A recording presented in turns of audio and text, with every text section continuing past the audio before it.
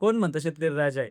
फक्त नावापुरतं राजा म्हणायचं आणि त्याच राजाला परिस्थितीपायी घरदार विकायला लावायचं आणि एवढ्यावरच भागलं नाही, तर आत्महत्येचा पर्याय आहेच की.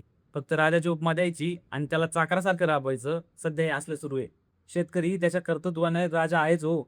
पण त्याच शेतकऱ्याच्या कांद्याला मात्र ₹1 प्रति किलो भाव देताना या सरकारला थोडी लाजसुद्धा वाटत नाही का? एका बाजूला हे शेतकऱ्याचंच सरकार आहे असं म्हणायचं आणि दुसऱ्या बाजूला त्याच्या मालाला मात्र कवडीमोल भाव देऊन त्याची चेष्टा करायची. एक तर आधीच दुष्काळ आणि त्यातही अवकाळी पावसाचं सावट आणि त्यातूनही पिकं वाचली तरी सरकार भाव किती देतंय? तर ₹1 प्रति किलो.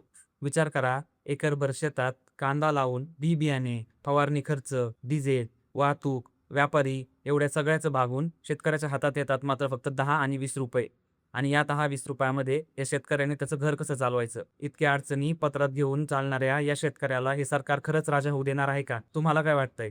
खरंच आता शेतकऱ्याने कणखर भूमिका घेतली पाहिजे का? तुमची प्रतिक्रिया कमेंटमध्ये नक्की सांगा.